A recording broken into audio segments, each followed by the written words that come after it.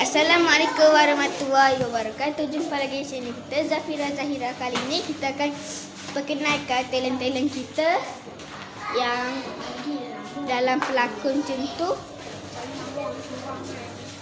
Talent-talent kita akan perkenalkan nama, duduk kat mana dan sekolah kat mana. Okey.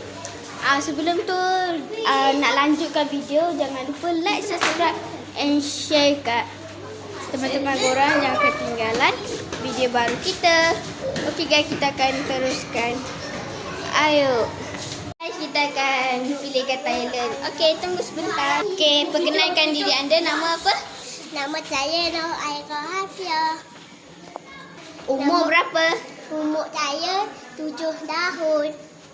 Awak tinggal kat mana? Saya tinggal kat Pening. Aira sekolah kat mana? Saya sekolah Bukit Berjajam. Nama panggilan? Nama panggilan Aira. Oh, Aira. Okey, bye-bye. Bye. Okey, nama kamu siapa? Nama saya Kasih Nur Syarani. Nama saya Kasih Nur Syarani. Okey, awak tinggal dekat mana? Pening. Umur berapa? Umur 8 tahun. Oh, sekolah dekat mana? Tak Kedah. Oh, okey. Nama panggilan awak apa? Ica. Okey, tak apalah. Bye-bye. Bye-bye. Hai, nama awak siapa? Nama saya Nuraya Batisha. Umur berapa? Umur saya 7 tahun. 11 tahun. 9 tahun. Oh, umur awak 9. Awak sekolah kat mana? Kita jam. Tinggal? Ini. Penang. Nama panggilan apa? Tanya. Oh, Rania. Okey, kita akan pergi seterusnya. Bye-bye. Hai, nama awak siapa? Nama saya Kasih Nur Zahira. Oh, awak umur berapa? Umur saya 12 tahun. Oh, 12 tahun. Awak tinggal kat mana?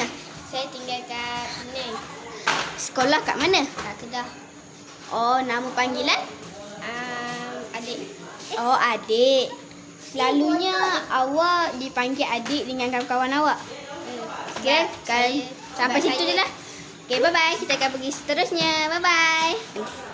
Okey, hai. Jumpa lagi. Nama awak siapa? Nama saya Kasih Nur Zafira. Kalau sekolah? Sekolah dekat Kedah. Tinggal? Tinggal dekat Penang. Okey, kalau nama panggilan? Nama panggilan kakak. Oh, jadi umur berapa? Umur 12 tahun. Tahun ni 12 tahun. Oh, jadi orang semua kawan-kawan kamu panggil kakak lah. Ya, sebab saya kembar. Jadi orang panggil kakak dengan adik je. Oh. Okey, bye-bye. Jumpa Okey, lagi. bye. Bye guys.